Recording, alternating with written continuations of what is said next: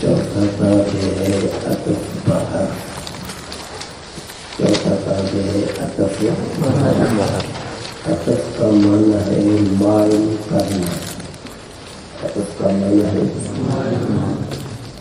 کیونکہ حرف عطف اپنے ماں بعد کو ماں قبل کے حکم کی طرف مائل کرتا ہے.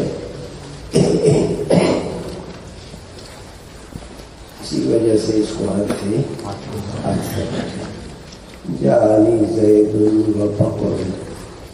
اب یہ واو نے بکر کو اپنے ماں قبل والے حکم کی طرف مائل کر دیا. تو زید کی ماں قبل ہے. اب زید کے اوپر جو عامل ہے جو حکم ہے واو نے جو ہے بکر کو اسی حکم کی طرف مائل کر دیا. اس وجہ سے اس کو عطف بحرف کہتے ہیں. عطف بحرف وہ تابع ہے جو کسی حرف عاطفے کے بعد ذکر کیا جائے اور نسبت میں اپنے مطبوع کے ساتھ مقصود ہوتا ہے. نسبت میں اپنے مطبوع کے ساتھ جیسے جاءنی زید و بکر. اب زید کی طرف جو آنے کی نسبت ہے بالکل اسی طرح بکر کی طرف بھی آنے کی جائے نسبت ہے. جیسے جاءنی زید و عمرو. حروف عاطفہ 10 ہے. تیسرے فصل میں ان کو بیان کریں گے انشاءاللہ. کہتے ہیں اس کو عطف نسق بھی کہتے ہیں. اصل میں نسق کہتے ہیں دانتوں کے قطار کو. وہ آدمی کے جو دانت ہیں یہاں سے شروع ہوتے ہیں ایک دوسرے کی بات تاکہ یہاں تک دانت آتے ہیں.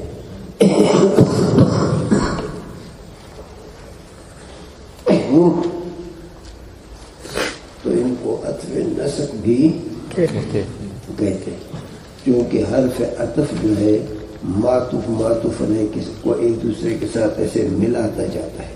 اسی مناسبت کی وجہ سے ان کو عطف نسق کو کہتے ہیں.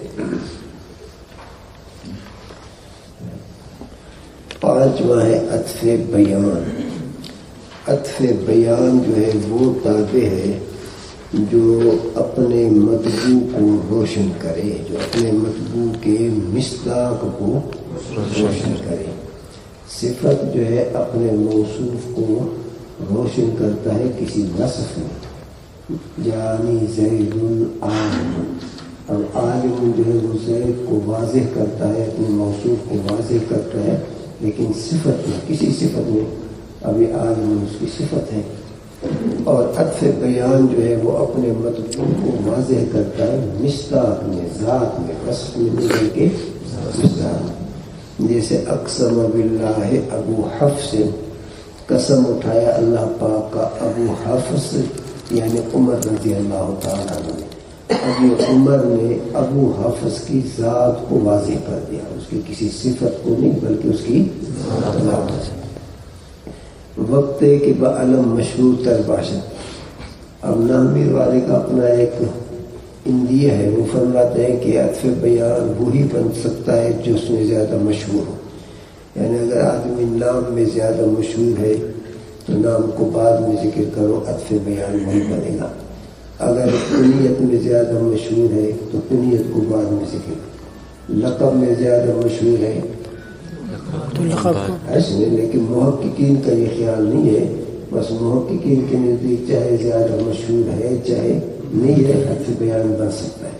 لیکن نحوی والے بزرگ کا یہ خیال ہے کہ جس میں وہ زیادہ مشہور ہو اسی کو کیا ہے عطف بیان. جیسے جاءنی زید ابو عمرو. اب دیکھو وقت ہے کہ بکنیت مشہور تر باشد.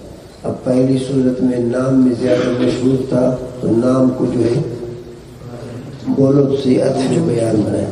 اب دوسری صورت میں کنیت میں زیادہ مشہور تھا تو کنیت کو عطف بیان بنایا. یہ ہے نحوی والے بزرگ کا خیال. باقیوں کے نزدیک یہ ضروری نہیں ہے کہ جس میں زیادہ مشہور ہو اس کو عطف بیان بناؤ. ان کے نزدیک یہ شرط نہیں ہے. اقسم باللہ ابو حفص عمر. اس کا واقعہ بزرگ لوگ لکھتے ہیں کہ ایک دیہاتی آدمی تھا وہ حضرت عمر رضی اللہ تعالیٰ عنہ کی خدمت میں حاضر ہوا کہ میرا گھر دور ہے اور سواری جو ہے میری وہ دبلی پتلی ہے، اس کے پیٹھ پہ بھی زخم ہے، پاؤں میں سوراخ ہے، لہذا آپ مجھے بیت المال سے کوئی سواری دے دیں۔ حضرت عمر رضی اللہ تعالیٰ عنہ نے اس کی بات پر اعتبار نہیں کیا کہ تم غلط کہہ رہے ہو، تمہاری سواری صحیح ہے، تمہاری سواری میں کوئی جو ہے نقص نہیں ہے۔ اب وہ دیہاتی جو ہے نا امید ہو کر اپنی اس دبلی کمزور اونٹنی پر سوار ہو کر جیسے یہ پر بیابان ہے اسی طرح جا رہا تھا۔ اتفاقاً حضرت عمر رضی اللہ تعالیٰ عنہ اپنے کسی کام سے، اپنے کسی خیال سے اس طرف نکلے۔ اب اس کو پتہ نہیں تھا کہ حضرت عمر رضی اللہ تعالیٰ عنہ میرے پیچھے ہیں یا قریب قریب کہیں ہیں۔ یہ اپنے مستانہ ذہن میں ایک شعر پڑھ رہا تھا اور اس شعر کے اندر جو ہے کیا کہہ رہا تھا، اقسم باللہ ابو حفص عمر، اللہ پاک کا قسم اٹھایا ابو حفص یعنی عمر نے۔ وہ کیا قسم اٹھایا کہ ما مسہا من نقب ولا دبر، نہیں پہنچا ہے اس سواری کو، اس اونٹنی کو، من نقب کا معنی کوئی سوراخ پاؤں میں، نقب کا معنی کرو سوراخ، مطلب سوراخ پاؤں میں، ولا دبر نہ کوئی زخم پیٹھ پہ، نہ کوئی زخم پیٹھ پہ۔ اس نے قسم اٹھایا کہ تمہاری اونٹنی بالکل صحیح ہے، نہ اس کے پاؤں میں کوئی سوراخ ہے، نہ اس کے پیٹھ پہ کوئی زخم ہے۔ سبحان اللہ۔ اب یہ دیہاتی کیا کہہ رہے، اللہم اغفر ان کان فجر، اے اللہ حضرت عثمان رضی اللہ تعالیٰ عنہ کو معاف فرما دے اگرچہ اس نے جھوٹی قسم کھائی ہے، یعنی حقیقت میں تو میرا سواری جو ہے معذور ہے، معیوب ہے، لیکن انہوں نے جو قسم کھا کر فرمایا کہ تمہاری اونٹنی میں کوئی عیب نہیں ہے، اللہ اس کو تو معاف کر۔ حضرت عمر رضی اللہ تعالیٰ جب یہ سنا تو فرمایا اللہم صدق صدق، کہ اللہ اس ارادے کو سچا کر دے، سچا کر دے، یعنی مجھے معاف کر دے۔ اب یہ ایک تو مثال تو ہو گیا اپنی جگہ پر کہ یہ اچھا بیان کی مثال ہے، لیکن اس سے ہمارے لیے بہت بڑا سبق ہے، بہت بڑا سبق ہے کہ بھئی تم اگر کسی کے پاس جاؤ اور وہ تمہاری بات کے اوپر اعتبار نہ کرے، اب نکلنے کے بعد شروع کرو پروپیگنڈا، یہ فنڈ تو جمعیت والے کھائیں گے، تھوڑے ہمیں دیں گے غریبوں کو، خوب شروع کرو پروپیگنڈا، خود گالیاں دو، دو دو چار چار من کی گالیاں دو کہ بھئی دیکھو وہ ہمارے اونٹنی کو دیکھتا نہیں ہے، وہ تو فنڈ دے گا رشید احمد کو، ہم جیسے غریبوں کو کب فنڈ ملے گا۔ یہ سبق ہے کہ اگر تمہاری بات پر کوئی اعتبار نہ کرے تو اس کے لیے پھر بھی نیک دعا کرو، یہ نہیں کہ پروپیگنڈا شروع کر دو، مخالفت شروع کر دو۔ اب یہ بزرگ تو یہی کہہ رہے ہیں کہ اللہ اس کو معاف کر دے، اگرچہ اس نے جھوٹی قسم اٹھائی ہے لیکن پھر بھی اس کو معاف کر دے۔ یہ نہیں ہاں عمر خطاب تو اسی کو دے گا اونٹنی جو اس کے قریب ہے، مقربین ہے، جو ذرا تیز زبان کے ہوں، چتر ہوں، یہ ہو وہ ہو، یہ نہیں کہہ رہا ہے، بلکہ یہ ہمارے اور آپ کے لیے بھی یہی سبق ہے کہ کسی کے پاس اگر جاؤ، اگر تمہاری وہ بات کے اوپر اعتبار نہ کرے تو پھر بھی اس کے لیے نیک دعا کرو، یہ نہیں کہ شروع کر دو کہ گالی دینا شروع کر دو اور پیغمبر کرنا شروع کر دو۔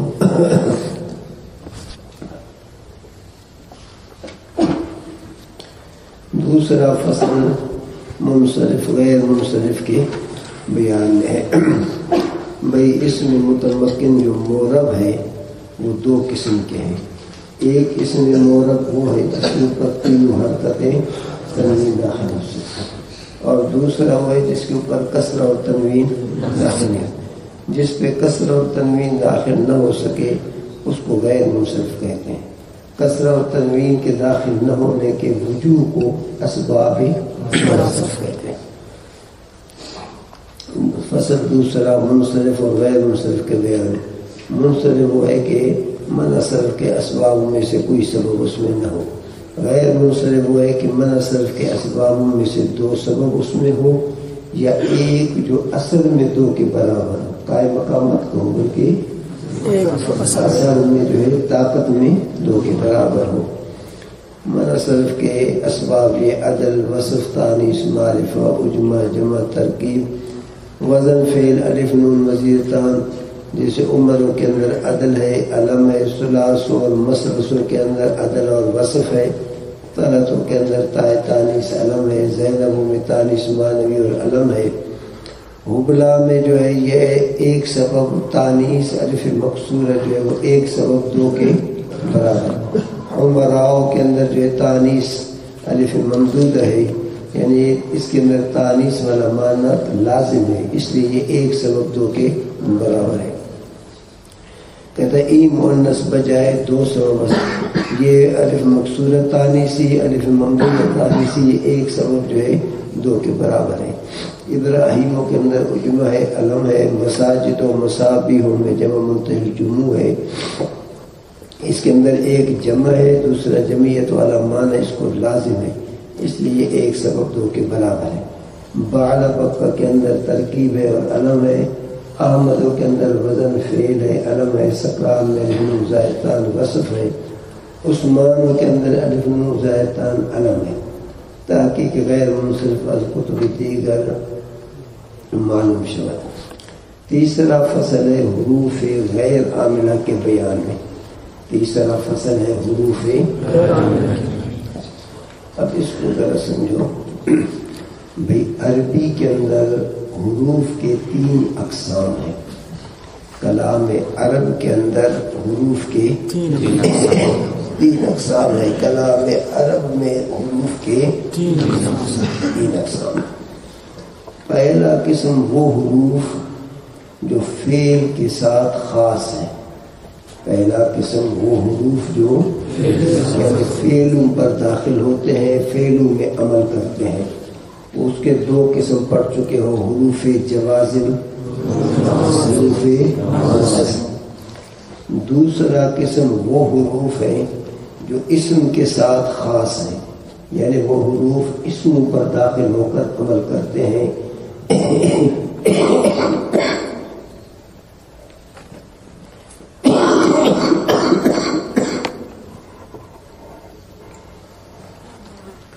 اس کی 5 قسمیں پڑھ چکے ہو. حروف جارہ، حروف ندا، حروف مشبہ بالفعل، ما ولا مشقتان لا الہ الا. اتنی بات آگے ذہن ہے. اب آج کے فصل میں وہ حروف جو اسم اور فعل دونوں پر داخل ہوتے ہیں، وہ حروف جو فعلوں کے ساتھ خاص ہیں ان کا ذکر ہو گیا. وہ حروف جو اسموں کے ساتھ خاص ہیں ان کا ذکر ہو گیا. وہ عامل ہے، فعل پر جو خاص داخل ہوتے ہیں عمل کرتے ہیں. جو صرف اسم پر داخل ہوتے ہیں وہ بھی عامل عمل کرتے ہیں. اب وہ حروف جو اسم اور فعل دونوں پر داخل ہوتے ہیں، ایسے حروف جو ہے غیر عامل ہے. وہ حروف جو ضابطہ ہی ہے، وہ حروف جو اسم اور فعل دونوں پر داخل ہوتے ہیں وہ غیر عامل ہے. جیسے لام تاکید کا لزید افضل من عمرو، یہ اسم پر داخل ہے کہ نہیں؟ لأضربن، لأضربن، لنضربن، یہ بھی تو لام تاکید کا فعل مضارع پہ داخل ہے. یا اسی طرح حمزہ استفہام کا وہ اسم پر بھی داخل ہوتا ہے، فعل پر بھی داخل ہوتا ہے. حال استفہام یہ ہے، اسم پر بھی داخل ہوتا ہے، فعل. کہتے ہیں وہ حروف جو غیر عاملہ ہیں وہ 16 قسم پر ہیں. پہلا قسم جو ہے حروف تنبیہ، وہ 3 ہیں. الا، اما، ہا. الا، اما، ہا. اس کو ذرا توجہ سے سمجھے، مشکل باتیں ہیں حروف غیر عاملہ کی. پہلا قسم ہے حروف تنبیہ. حروف تنبیہ وہ حرف ہیں جو کسی کو بیدار کرنے کے لیے، کسی کو آگاہ کرنے کے لیے بولے جاتے ہیں تاکہ سامنے جو ہے غفلت سے ذرا دور ہو جائے. حروف تنبیہ بھی اسے کہتے ہیں، حروف استفتاحیہ بھی اسے کہتے ہیں، حروف افتتاح بھی اسے کہتے ہیں. حروف تنبیہ بھی ان کا نام ہے، حروف استفتاحیہ بھی اسی کا نام ہے، حروف افتتاح بھی اسی کا نام ہے، چونکہ جملے کے شروع میں آغاز میں بولے جاتے ہیں، اسی وجہ سے ان کو افتتاح استفتاحیہ یہ سب اسی کے کیا ہے نام ہے۔ الا جو ہے الا جو ہے یہ جملہ اسمیہ پر بھی داخل ہوتا ہے، جملہ فعلیہ پر بھی داخل ہوتا ہے۔ جملہ اسمیہ پر جیسے الا ان اولیاء اللہ لا خوف علیہم ولا هم یحزنون، اب یہ الا حرف ظروف تنبیہ، بعد والے جملے کو کہو گے جملہ منبہہ، جملہ منبہہ، مثلا الا ان اولیاء اللہ، الا حرف ظروف تنبیہ غیر عاملہ، ان اولیاء اللہ الی آخری جملہ منبہ، یعنی اس چیز کی تنبیہ کر اس کے بعد پھر اس جملے کی ترکیب کرو گے۔ جملہ فعلیہ کی مثال جیسے الا یوم یأتیہم لیس مصروفا عنہم، خبردار وہ دن جو آئے گا ان کے اوپر نہیں ہے یہ لوگ اس دن سے جو ہے پھرنے والے ہٹنے والے۔ اب یہ الا یوم یأتیہم، الا یہ الا جملہ فعلیہ پر داخل ہے، الا ان اولیاء اللہ جملہ اسمیہ پر داخل ہے، تو الا حرف تنبیہ جو ہے وہ دونوں پر داخل ہوتا ہے۔ اتنی بات آ گئی۔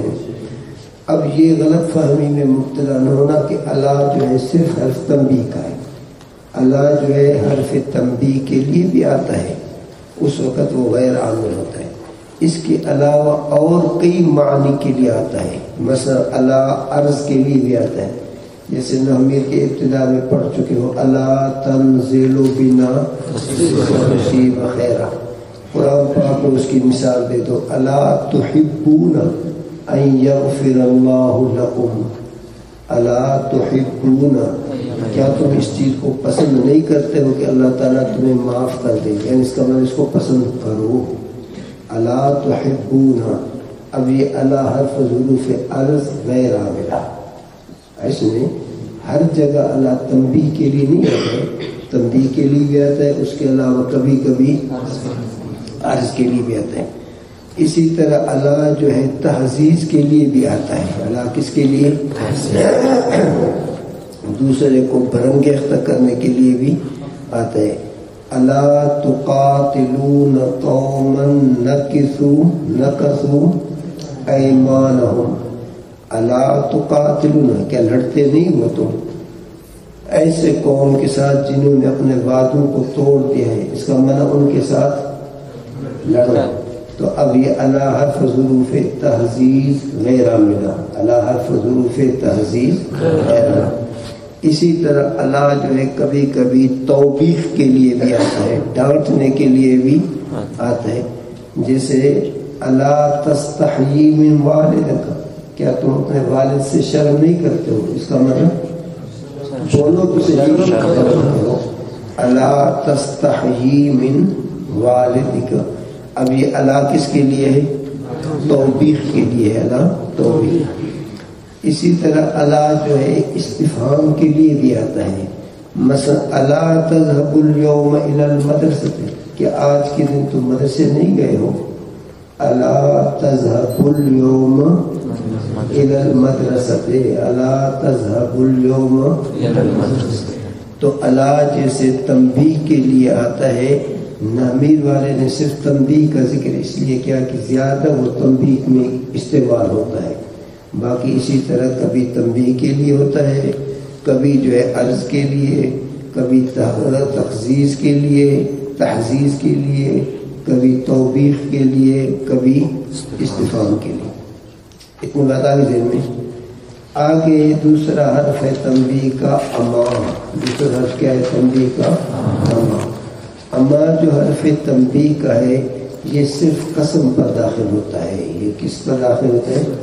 جیسے اما والذی ابقا واضحکا، خبردار، والذی کا معنی قسم ہے مجھے اس ذات کی، یہ واو قسمیہ، جو ابقا رلاتا ہے اور جو ہنساتا ہے، جو رلاتا ہے سمساتا ہے. تو اما جو ہے یہ تنبیہ کی جاتا ہے اور یہ صرف قسم پر داخل ہوتا ہے. تیسرا حرف تنبیہ کا کیا ہے؟ بولو تو صحیح. ہا جو ہے یہ 3 معنوں کے لیے آتا ہے. ہا جو ہے یہ 3 جگہوں پر آتا ہے.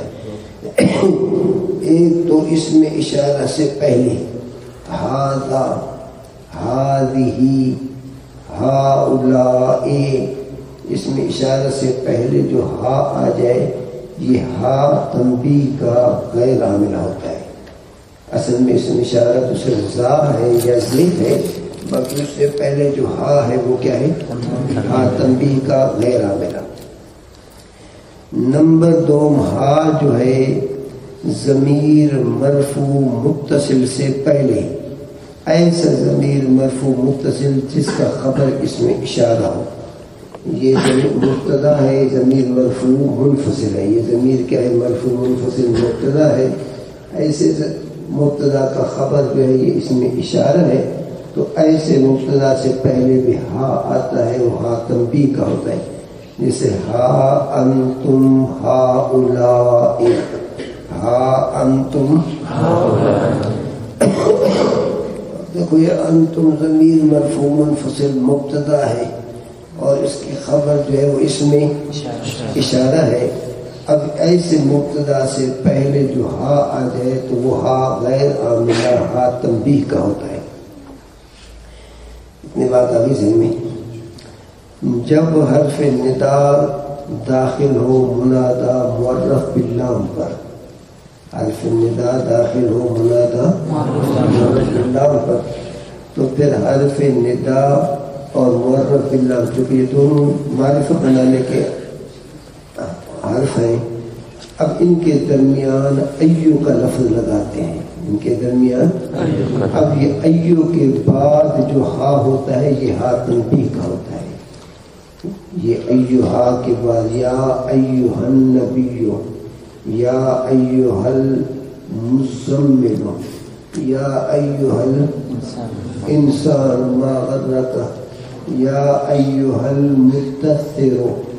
اب یہ منادا معرف باللام ہے. اس میں اس سے پہلے جب حرف ندا آ جائے تو حرف ندا اور معرف باللام کے درمیان ایو کا لفظ لاتے ہیں. بظاہر تو یہ لگ رہا ہے کہ یہ ایو مضاف ہے ہا کی طرف، اس اضافت کی وجہ سے اس کا تنوین ایون سے ایو ہو گیا حذف ہوا، لیکن یہ غلط ہے. یہ مضاف نہیں ہے بلکہ یہ ایو منادا مفرد معرفہ، منادا مفرد معرفہ مبنی علی الرفع بالضم ہے. جیسے یا رجلو، بس یوں سمجھو کہ ایو جو ہے اس رجلو کی جگہ پر ہے. جو یا رجلو کا حکم ہے ایو کا بھی کیا حکم ہے. تو اس کے بعد جب بھی ہا آ جائے وہ ہا تنبیہ کا غیر عامل ہوتا ہے، وہ ہا تنبیہ کا. ان بتا دیں میں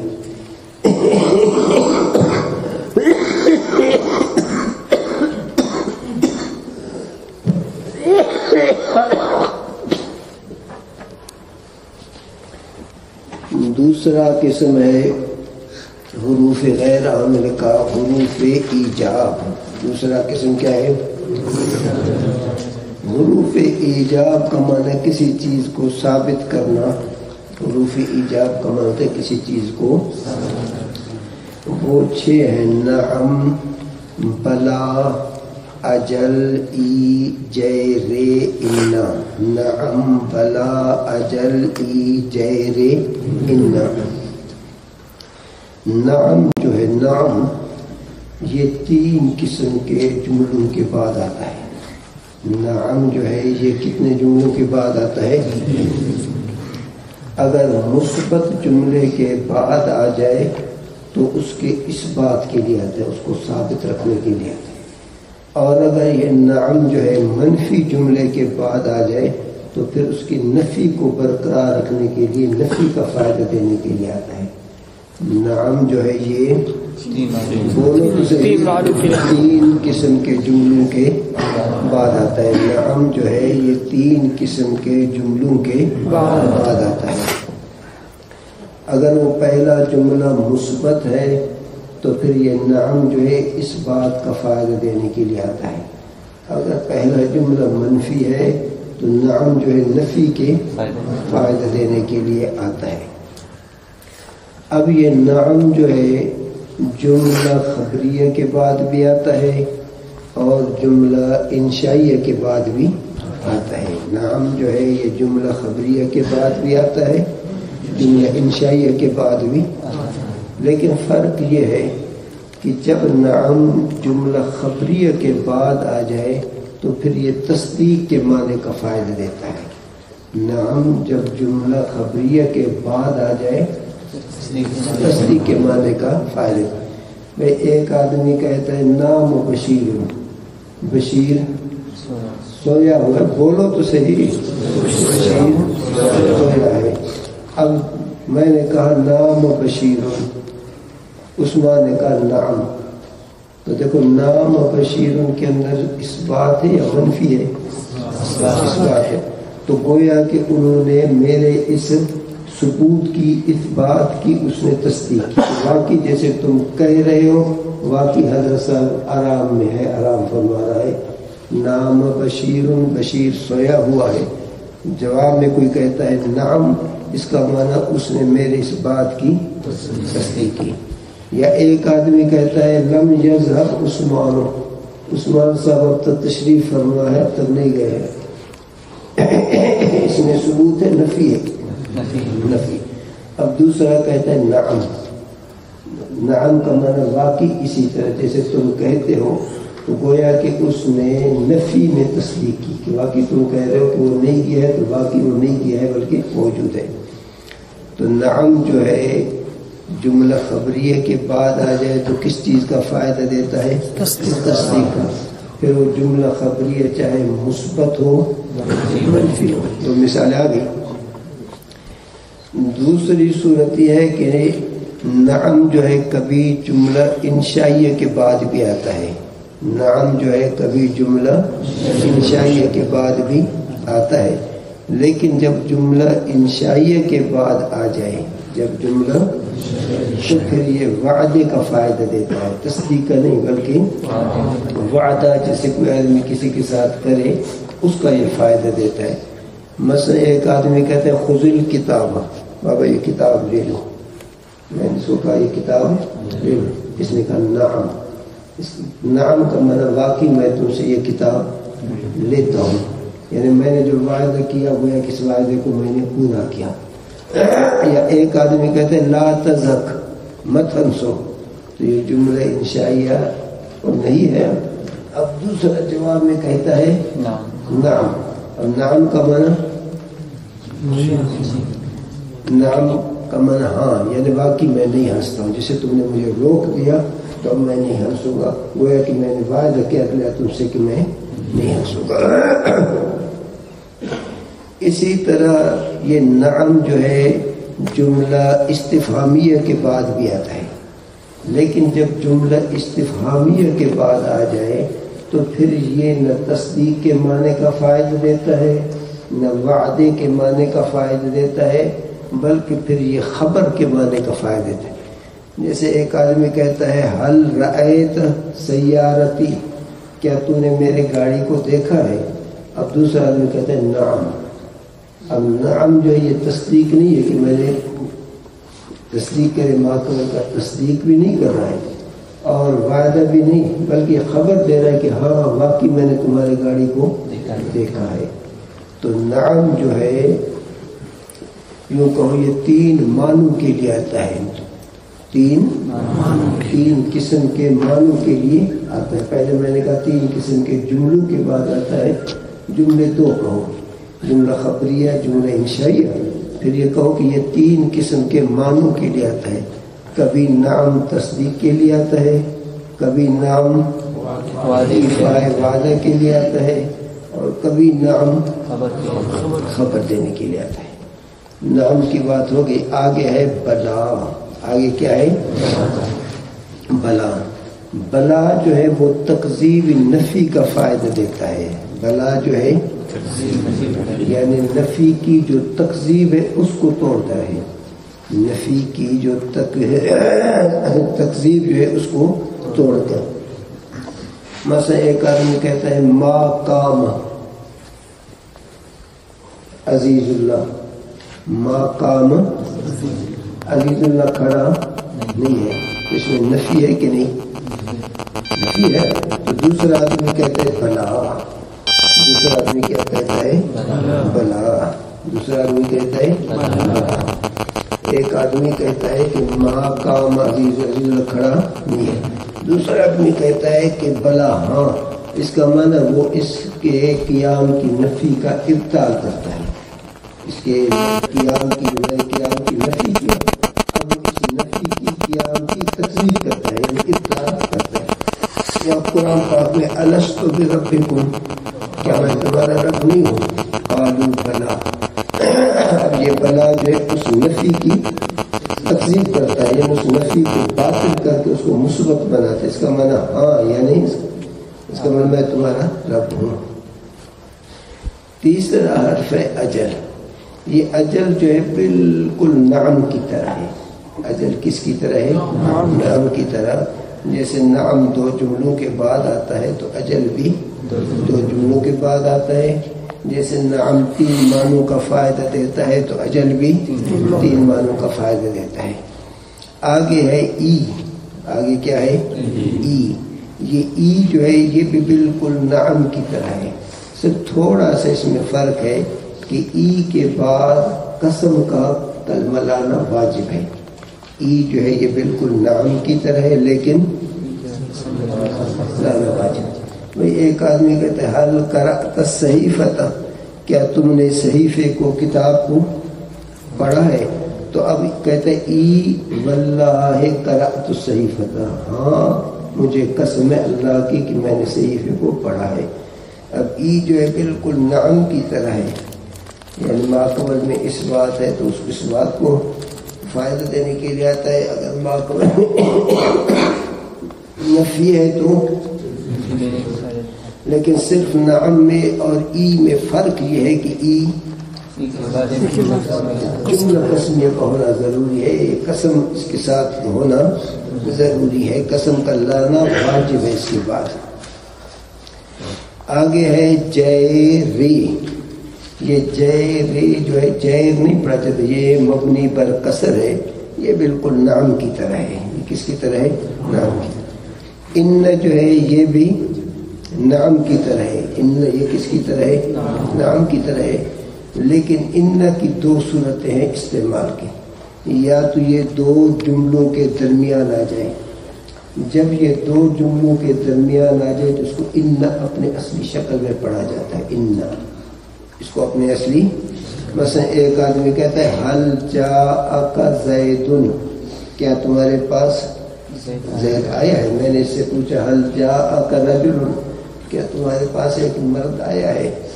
اب یہ جواب میں کہتا ہے ان جاءنی زید.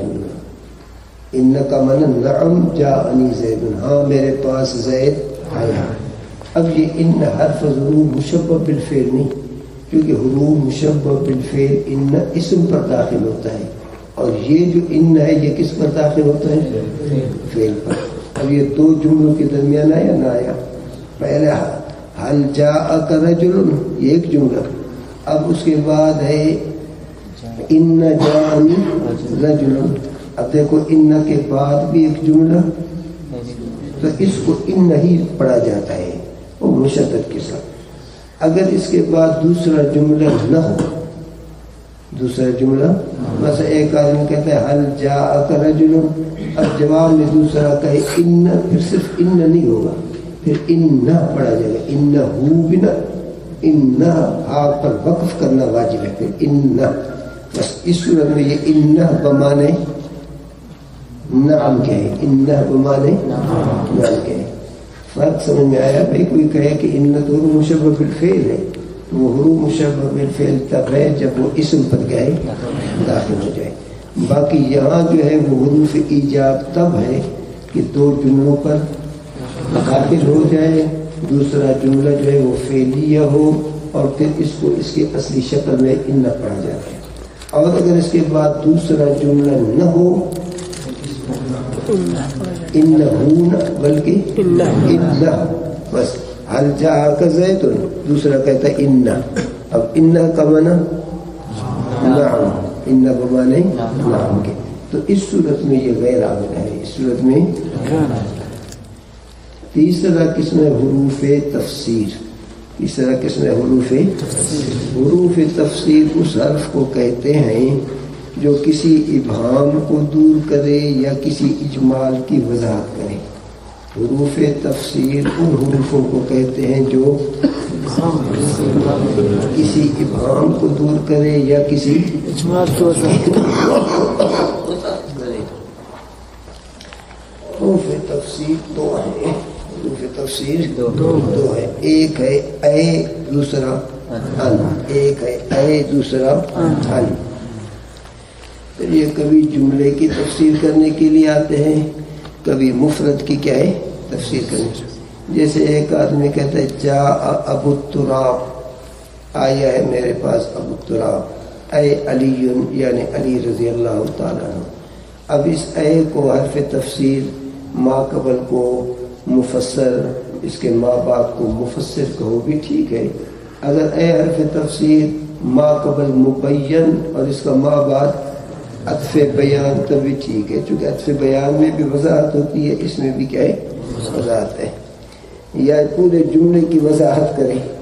جیسے ایک آدمی کہتا ہے قطع رزق, اس کا رزق روک دیا گیا ہے.